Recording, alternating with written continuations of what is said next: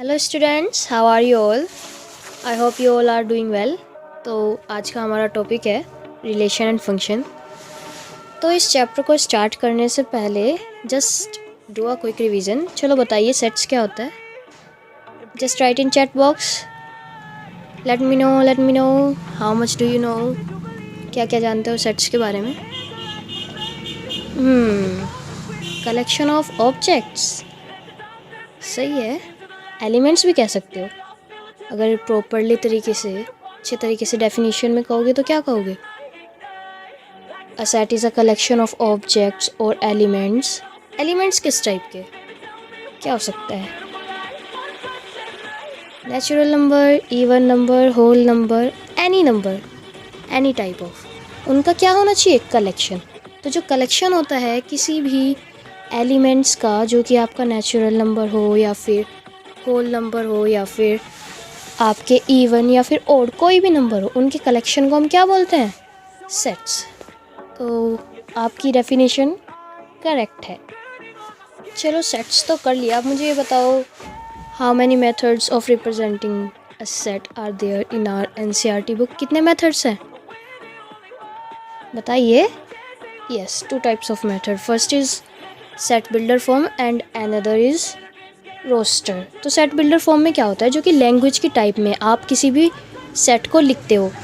जैसे आपने मान लिया वोवल्स का सेट या फिर इवन नंबर का सेट, तो उसे आप प्रॉपरली लैंग्वेज में लिख दोगे तो उसे तो बोला जाएगा सेट बिल्डर फॉर्म। और अगर आप उसे डायरेक्टली इन न्यूमरल फॉर्म में लिखते हो, नंबर्स की फॉर्म में लिखते हो, तो उसे क्या बोला जाएगा? Roster form. तो आई होप अब ये क्लियर है आपका सेट्स। और अगर नहीं क्लियर है तो आप प्रीवियस वीडियो देख सकते हो। चलो अब हम अपने आज के टॉपिक के साथ स्टार्ट करते हैं। पढ़ लो पहले आप सब ये जो नोट्स हैं। चलो मैं आपको 2 मिनट्स देती हूँ, एक बार पढ़ो, फिर हम डिस्कस करेंगे क्या है। क्योंकि समझाने से पहले आपको पता तो होना चाहिए कि हम कर क्या रहे हैं। चलो जल्दी से पढ़ो। तो रिलेशन और फंक्शन पता करने के लिए सबसे पहली चीज़ जो आपको पता होना चाहिए वो है कार्टेशियन प्रोडक्ट। किन्हीं दो सेट्स का कार्टेशियन प्रोडक्ट क्या होता है? जैसे आपने सुना होगा क्रॉस मल्टीप्लाई। एक तरीके से क्रॉस मल्टीप्लाई को ही हम कार्टेशियन प्रोडक्ट कहते हैं।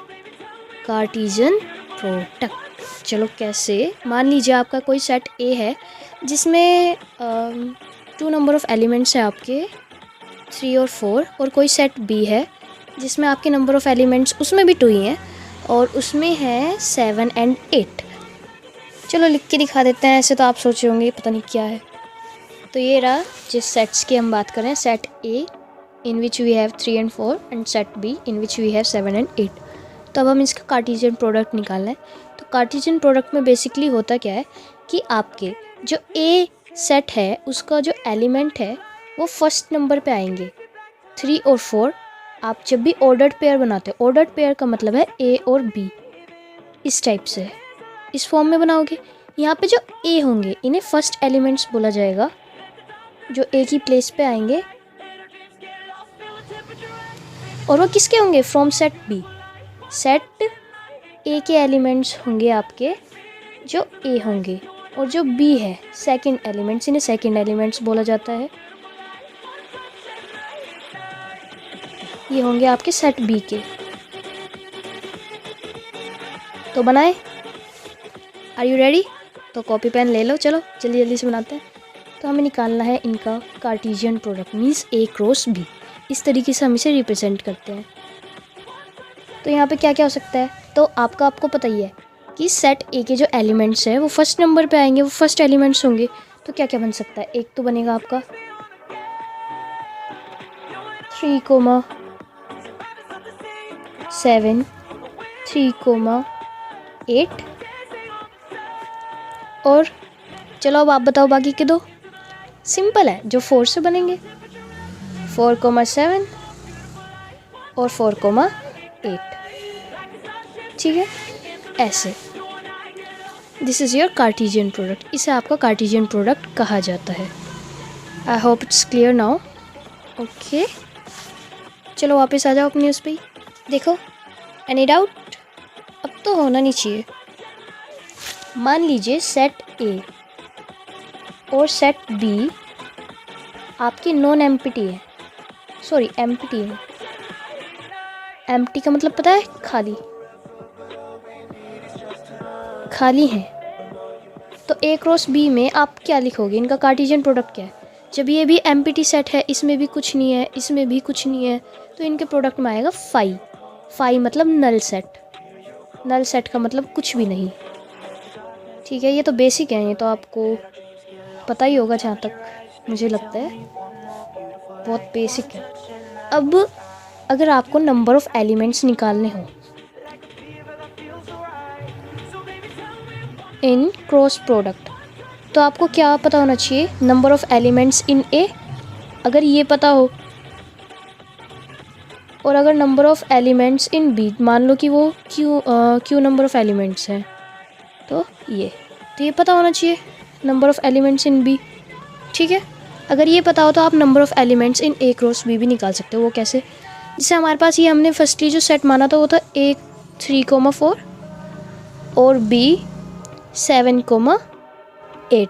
इसमें आपके 2 एलिमेंट्स हैं ए में, तो ए में नंबर ऑफ़ एलिमेंट्स कितने हैं? पी मान लो, वो कितना 2, और बी में नंबर ऑफ़ एलिमेंट्स कितने?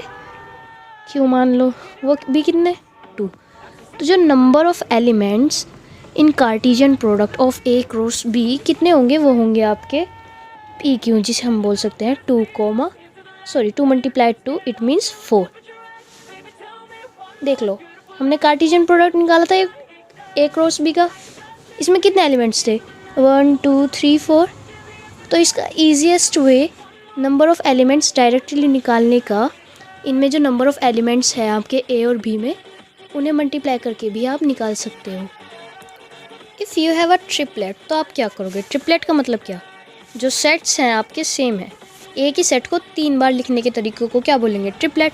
तो मान लो ट्रिपलेट है कोई आपके पास, तो इसका कार्टेशियन प्रोडक्ट कैसे लिखोगे? कैसे एलिमेंट्स को लिखोगे बताओ? ए क्रॉस ए क्रॉस ए। तो यहाँ पे 3 आपके सेट्स हैं, तो नंबर ऑफ़ एलिमेंट्स जो होंगे इस टाइप में, यहाँ पे 2 थे तो 2 हैं, तो यहाँ पे कितने होंगे? अरे भाई तुक्का तो मार ही दो, 3।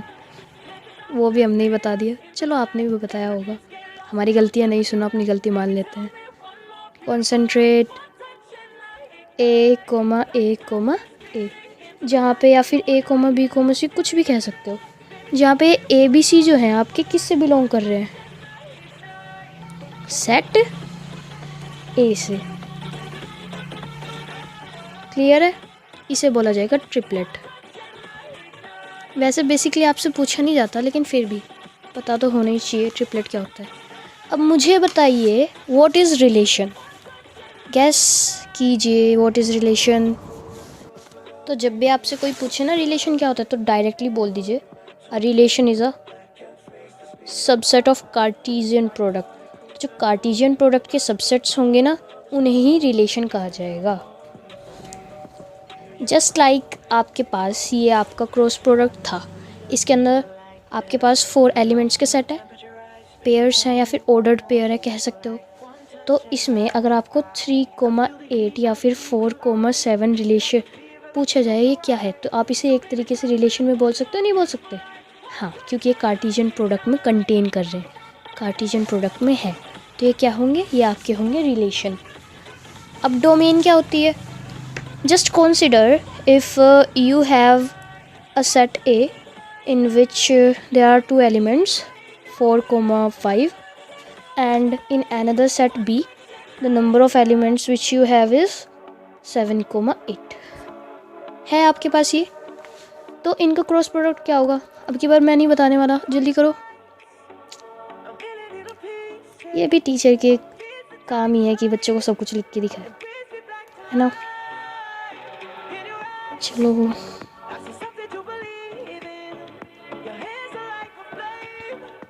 तो ये हो गए आपके ऑर्डर्ड पेयर्स का सेट या फिर कार्टेशियन प्रोडक्ट। ओके, अब इसमें आपके सबसे पहले आप मुझे बताओ नंबर ऑफ़ एलिमेंट्स कितने होंगे क्रॉस बी में?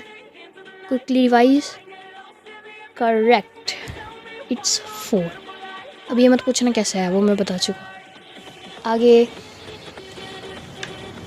हम क्या बात कर रहे थे? डोमेन। डोमेन क्या होगी? तो ये आपको पता है, ये नंबर ऑफ़ फर्स्ट एलिमेंट्स जो हैं इसमें क्या है, मीन्स जो भी सेट ए के एलिमेंट्स होंगे उन्हें बोला जाएगा डोमेन। इट मीन्स जो आपका डोमेन होगा यहाँ पे वो होगा 4,5। तो सेट ऑफ फर्स्ट एलिमेंट्स के सेट को हम क्या कहेंगे? डोमेन। ऐसे ही आपकी रेंज होती है। रेंज बेसिकली, रेंज में भी कुछ ज़्यादा वो नहीं होता। उसमें क्या होता है, ये जितने भी आपके नंबर ऑफ़ सेकंड एलिमेंट्स हैं इन्हें कहेंगे रेंज, जो आपके सेकंड नंबर पे आ रहे हैं। तो आपकी रेंज होगी 7,8। ऐसे ही कोडोमेन क्या होता है, जिस तरीके से हमारा डोमेन में क्या होता है, set of A, set A ही तो होता है, तो उसी तरीके से कोडोमेन में जितने भी आपके एलिमेंट्स बी में हैं उन्हें ही कहा जाएगा codomain. Whole set of B, it means total elements which are in B is called the codomain of given set. Okay, चलो अभी से पढ़ लो, चीज़ें और भी क्लियर हो जाएंगी, because it is in proper language. जब ये प्रॉपर लैंग्वेज में है तो आपको ये भी पता चल जाएगा कि जो हमने समझा उसे प्रॉपर तरीके से रिप्रेजेंट कैसे करेंगे when writing in exams. Okay, read it, you have 2 minutes only.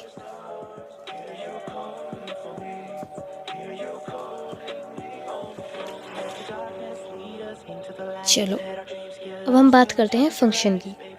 कोई बता सकता है फंक्शन क्या है? पढ़ के नहीं बताना, पढ़ के तो कोई भी बता देगा, खुद बताइए। तो कोई भी रिलेशन सेट ए से सेट बी में फंक्शन होगा अगर आपके सेट ए में जो एलिमेंट्स हैं उनकी खाली और खाली एक ही इमेज हो। इमेज क्या होता है? जो एलिमेंट्स होते हैं ना सेट बी में उन्हें इमेज बोलते हैं, और जो सेट ए के अंदर एलिमेंट्स होते हैं उन्हें प्री इमेज बोलते हैं। किसकी प्री इमेज? बी की। चलो लिख के बताते हैं।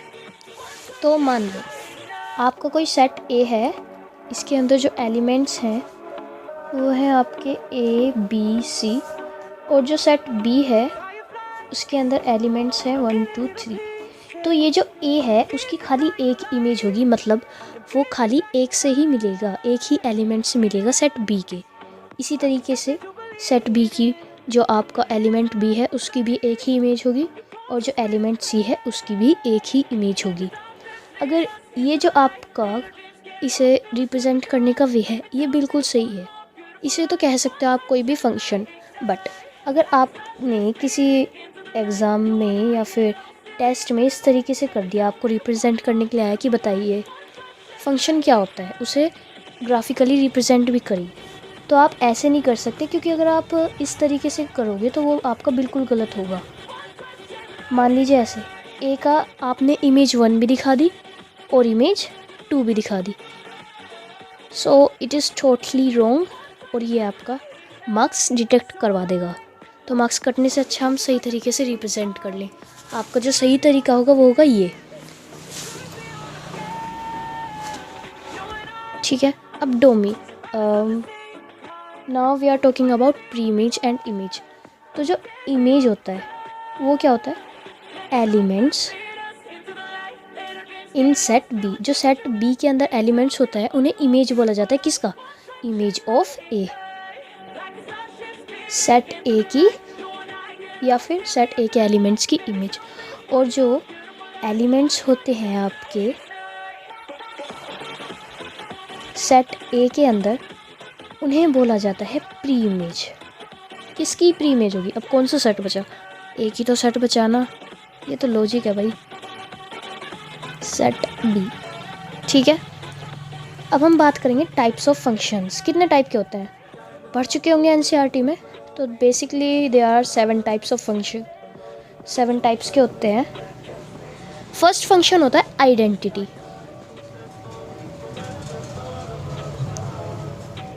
फंक्शन को या फिर फंक्शन की बात करने से पहले आपको पता होना चाहिए कि फंक्शन को हम रिप्रेजेंट किस तरीके से करते हैं। तो वो होता है y = fx, जहाँ पे जो f होता है हमारा फंक्शन होता है वो real number to real number होता है। जहाँ पे ये जो फर्स्ट आपका लिमिट ये रियल नंबर की दे रखी होती है, इसे बोला जाता है आपका डोमेन। तो यहाँ पे डोमेन किसका सेट होगी? रियल नंबर का। ये जो है इसे बोला जाएगा कोडोमेन। कोडोमेन भी किसका सेट दे रखी है? रियल नंबर का। तो अगर आपसे टेस्ट में पूछा जाए कि कोडोमेन क्या होगा, किसका सेट होगा, तो आप अपने क्वेश्चन में गिवन ही होगा उसमें से ही देख के लिख सकते हो कि our domain will be set of real numbers, या कुछ भी हो सकता है रियल नंबर्स में से, और जो कोडोमेन है वो होगा सेट ऑफ रियल नंबर। मान लीजिए अगर फंक्शन आपका natural number to even number दे रखा है, इवन नंबर या फिर इंटीजर दे रखा है, नेचुरल नंबर टू नहीं, इसे नहीं मांगते, आप ही ले लीजिए कुछ भी अपनी तरफ से, जैसे function real number two rational number. ठीक है, तो यहाँ पे जो आपका डोमेन होगा, ये बेसिकली आपको समझाने के लिए है, वो होगा रियल नंबर, और जो कोडोमेन होगा वो होगा आपका रेशनल नंबर। ठीक है, अब यहाँ पे फंक्शन आइडेंटिटी फंक्शन पे आ जाओ। आइडेंटिटी फंक्शन में आपका function real number to real number है, जहाँ पे y को रिप्रेजेंट करते हैं fx में। जितने भी फंक्शन होंगे उनमें y को fx से ही रिप्रेजेंट करोगे। इसमें अंतर ये होता है कि fx की वैल्यू x के बराबर ही होती है। डायरेक्टली ये लिख दो ना, y इक्वल्स टू x, इस टाइप से। इसे बोलेंगे आइडेंटिटी फंक्शन, जब y की वैल्यू इक्वल हो x के। रिप्रेजेंट कैसे करेंगे?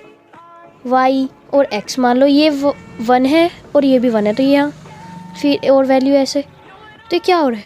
इंक्रीज तो रहा है एक तरीके से। तो फंक्शन आपका इस टाइप से बनेगा। ठीक है, एक्स डैश वाई डैश, ये पॉजिटिव वाई एक्सिस, ये पॉजिटिव एक्स एक्सिस, ये positive Y, negative X negative Y axis. I think it is clear now. तो अब बात करते हैं कांस्टेंट फंक्शन। कांस्टेंट फंक्शन भी, उसमें भी कुछ खास नहीं होता। उसमें क्या होता है, आपकी जो fx की वैल्यू होती है वो बेसिकली एक कांस्टेंट होती है। कांस्टेंट मीन्स नंबर, मानिए 5। ठीक है, तो यहाँ पे y इक्वल होगा fx के, जहाँ पे fx होगा कांस्टेंट। इस वाले में आपकी डोमेन और रेंज दोनों क्या होंगी? कोडोमेन बोल दो या फिर रेंज बोल दो। आइडेंटिटी फंक्शन में real number, whereas constant function में आपकी जो रेंज होती है, मीन्स y की वैल्यू वो क्या ही रहेगी हमेशा, एक कांस्टेंट। लेकिन आप डोमेन में कोई भी रियल नंबर ले सकते हो ना, कुछ भी, तो एनी रियल, यहाँ पे भी फंक्शन हम real number to real number लेते हैं। रियल नंबर क्यों लेते हैं वैसे पता है किसी को? क्योंकि real number is the set of all the numbers, whether it is natural, whole, even, और कोई सा भी नंबर हो, सबको कुल मिलाकर हम रियल नंबर ही कहते हैं ना, इसलिए हम रियल नंबर की बात करते हैं। तो कांस्टेंट फंक्शन का जो आपका ग्राफ बनता है वो बिल्कुल हॉरिजॉन्टल लाइन बनती है। Okay, now polynomial function. Polynomial function में वैसे कुछ खास नहीं है, बट आपको इसको रिप्रेजेंट करने का तरीका आना चाहिए। यहाँ पे भी हम फंक्शन जो, इस फंक्शन में हम जो आपका फंक्शन को डिनोट करते हैं वो भी real number to real number ही करते हैं। बस यहाँ पे जो इसकी रिप्रेजेंटेशन होती है वो y equals to F X, and किसकी फॉर्म में होते हैं? एक पोलिनोमियल की फॉर्म में, a1x a2। अब यहाँ पे a1 x1, x की पावर 1 थी, x की पावर 2, ऐसी कहाँ तक?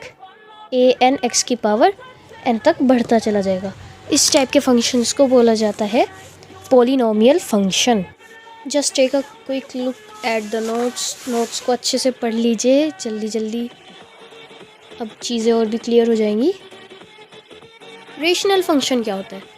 रेशनल नंबर पढ़ा है? कोई डेफिनेशन बता सकता है रेशनल नंबर की? अरे सभी एक साथ बताओगे तो मैं कंफ्यूज हो जाऊंगा। जस्ट राइट इन चैट बॉक्स भाई, ये तो कॉमन सेंस है। लिख दीजिए। Correct. A rational number is a number which is in the form of p upon q where q does not equals to 0। तो डेनोमिनेटर 0 नहीं हो सकता। उसी तरीके से यहाँ पे हमने जो हमारा फंक्शन माना वो एफ एक्स अपॉन जी एक्स की फॉर्म में माना, जहाँ जी एक्स आपका डेनोमिनेटर है। तो क्या होगा? वो 0 के इक्वल तो कभी हो ही नहीं सकता। तो ये तो सभी को ही पता है। अब रेशनल फंक्शन का मतलब है कि आपके डेनोमिनेटर में एक फंक्शन आएगा, तो उस फंक्शन की वैल्यू कभी भी 0 के इक्वल नहीं हो सकती। तो डोमेन क्या होगा? Domain will be all the real numbers accept zero, zero को छोड़ के कुछ भी। क्योंकि क्या है, अगर डोमेन में ज़ीरो आ गया तो आपका डेनोमिनेटर भी ज़ीरो हो जाएगा, और डेनोमिनेटर के ज़ीरो होते ही आपका फंक्शन जो है वो इन्फिनिटी हो जाएगा, नॉट डिफाइंड हो जाएगा। और हम तो कंफर्ट की तरफ भागते हैं, ये कैसे मंजूर है कि भाई इन्फिनिटी आ जाए, फिर हम क्या करेंगे, तो हम ज़ीरो लेते ही नहीं हैं। इसी तरीके से जो आपकी रेंज होगी वो भी सेट होगा सारे रियल नंबर्स का एक्सेप्ट ज़ीरो। चलो जल्दी से पढ़ लो। Now we will talk about modulus function. तो क्या होता है मॉड्यूलस फंक्शन, किस तरीके से रिप्रेजेंट करते हैं, और इसकी आपकी डोमेन क्या होती है, इस सब के बारे में अब हम यहाँ पे बात करेंगे। तो मॉड्यूलस फंक्शन में क्या होता है बेसिकली कि जो आपका y equals to F X होता है, उसमें जो आपका फंक्शन होता है वो कभी भी नेगेटिव नहीं हो सकता, उसे हम बोलते हैं मॉड्यूलस फंक्शन। तो इसे रिप्रेजेंट करने का तरीका क्या होता है, वही यहाँ पे फंक्शन कहाँ से मानेंगे, real number to real number where our F X equal होगा किसके, y के, वो किसके, मोड एक्स के। इसे बोलती है, जो ऐसे डंडे हैं ना, इन्हें, ये देखो ध्यान से देखो, इन्हें बोलते हैं मोड। मोड का मतलब अगर यहाँ पे कोई वैल्यू होती -5 तो उसे भी 5 लिखते, और अगर कोई वैल्यू होती 5 तो उसे भी 5 ही लिखते। तो चाहे x की वैल्यू नेगेटिव हो, चाहे x की वैल्यू पॉजिटिव हो, जो आपका आउटपुट आ रहा है वो क्या होगा, ऑलवेज पॉजिटिव। तो इससे आप क्या बता सकते हो कि आपका जो आपका फंक्शन होगा, फंक्शन का ग्राफ वो ऑलवेज इंक्रीजिंग होगा।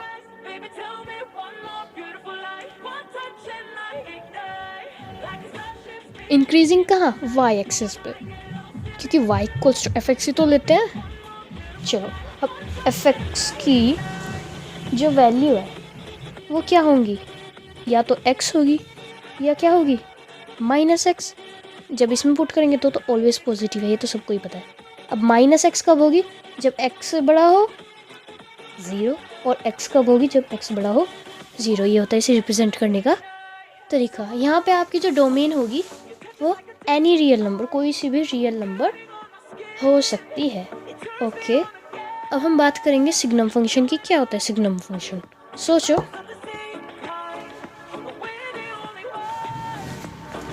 ऐसा फंक्शन जो कि डिफाइन किया जाता है एफ एक्स के द्वारा, ये आपको भी पता है, चलो लिख के दिखा देते हैं। Signum function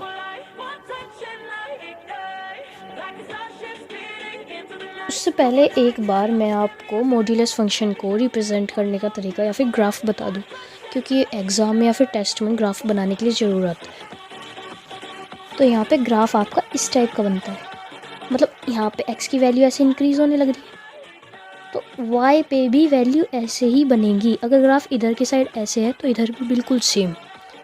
okay, very good.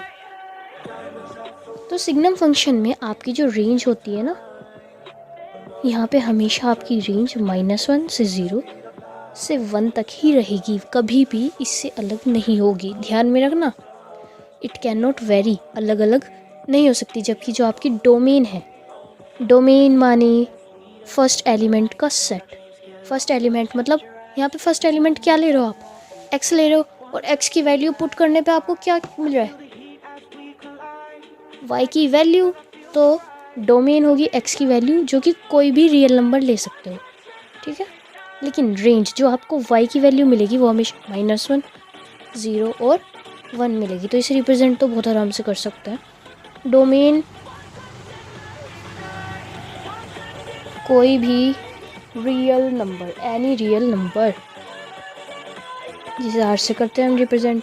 अब ये तो पता ही होगा रियल नंबर को आर से रिप्रेजेंट करते हैं, अगर नहीं पता तो जल्दी से देख लो। रेशनल नंबर को हम करते हैं क्यू से, इंटीजर को करते हैं जेड से, रिप्रेजेंटेशन मेथड है ये। और रियल नंबर को तो पता ही है आर से, और नेचुरल नंबर को एन से, ठीक है। इंटीजर को किससे करते हैं, जेड से। अगर इंटीजर पॉजिटिव है तो जेड प्लस, इंटीजर नेगेटिव है तो जेड माइनस, ठीक है। इसका जो ग्राफ बनता है सिग्नम फंक्शंस का, उसमें मैंने आपको पता है खाली y की वैल्यू -1, 0 और 1 रह सकती है। तो बना दो, यहाँ पे y की वैल्यू क्या है 0, यहाँ पे क्या है 1 और यहाँ पे -1, बस।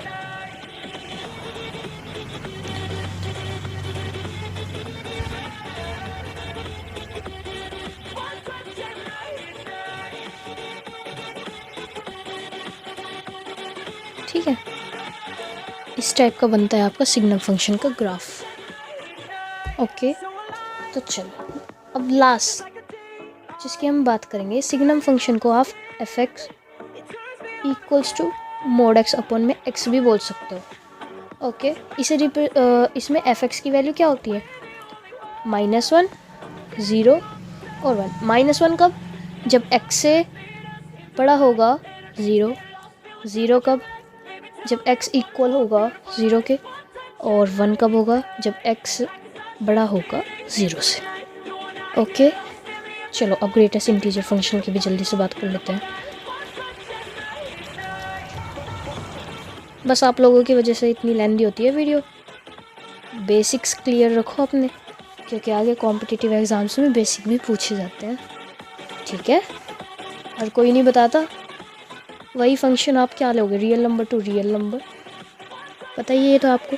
लेकिन ग्रेटेस्ट इंटीजर फंक्शन को डिनोट करने का एक स्पेशल तरीका होता है, ऐसे इन ब्रैकेट से रिप्रेजेंट करता है ग्रेटेस्ट इंटीजर फंक्शन को। इसके अंदर किसकी वैल्यू आ जाती है, x की। यहाँ पे जो x की वैल्यू है उस पर आपके फंक्शन डिपेंड करेगा। तो आप जानते हो y = f(x), और ये जो आपका f(x) है उसकी वैल्यू या तो इक्वल टू x होगी या फिर लेस देन x। x की वैल्यू से कभी भी बड़ी नहीं हो सकती, इसीलिए इसे ग्रेटेस्ट इंटीजर बोला जाता है।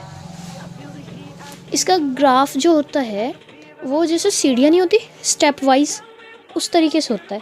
तो ग्राफ देखने से पहले हम इसको रिप्रेजेंटेशन मेथड लिख लेते हैं। f(x) क्या होगा, ऐसे ये इसको रिप्रेजेंट करने का तरीका ग्रेटेस्ट इंटीजर को कैसे, -1 कब होगा आपको पता है, x की वैल्यू के इक्वल हो सकता है या फिर छोटा हो सकता है, उससे बड़ा तो नहीं हो सकता। तो इसे हटाओ, -1 के इक्वल हो सकता है x, लेकिन उससे बड़ा होगा 0। यहाँ पे देखो, उससे बड़ा x की -1 के इक्वल हो सकता है, लेकिन उससे बड़ा नहीं हो सकता। ठीक है, अगर 0 है तो 0 के इक्वल होगा, x से बड़ा होगा 1। बड़ी वाली संख्या के इक्वल आपका f(x) की वैल्यू नहीं होगी, जो छोटी दे रखी है या फिर जो x की है उसके इक्वल हो सकती है। तो अगर 2 लिखेंगे तो इसे कैसे रिप्रेजेंट करेंगे, जल्दी करो। सही है, नहीं 1 की करो सबसे पहले, तो 2 तो बाद में आएगा। ओके, लिख के दिखा दो चैट बॉक्स में अगर नहीं दिखा पा रहे। करेक्ट।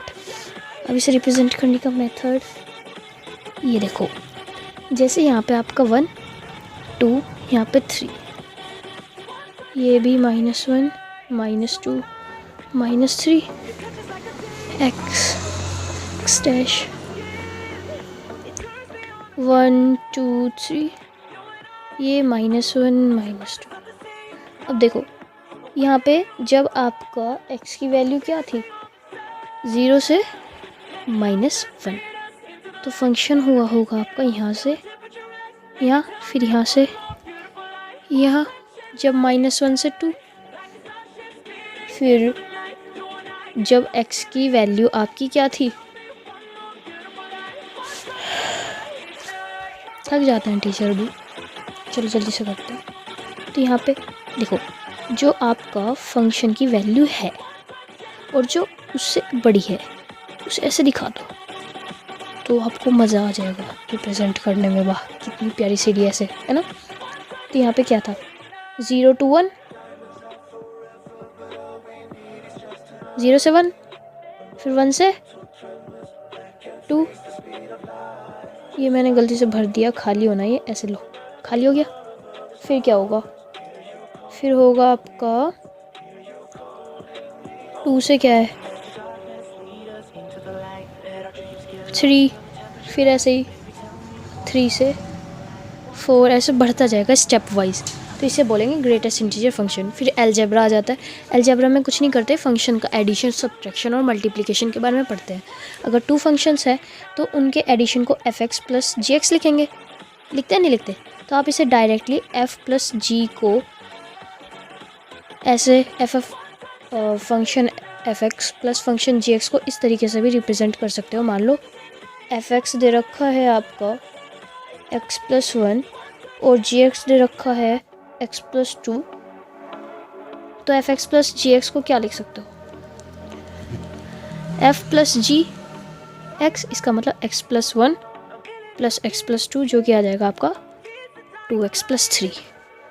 मल्टीप्लिकेशन को f ऑफ जी एक्स जो कि fx इंटू जी एक्स के इक्वल होगा। ऐसे ही आपका एडिशन और ऐसे ही आपका सब्ट्रैक्शन भी आ जाता है। जस्ट टेक अ क्विक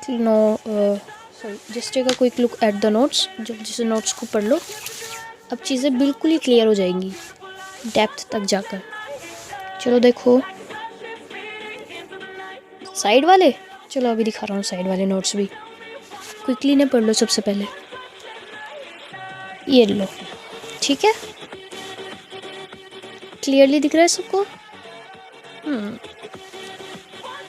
तो देखो सब्ट्रैक्शन में भी क्या हुआ, बेसिकली f माइनस जी जो कि fx माइनस जी एक्स से इक्वल, जहाँ पे आपका x अगर आपने किसी भी x से माना रिलेटेड, तो ये जो आपका x है फंक्शन का x, वो भी x से ही रिलेटेड होगा।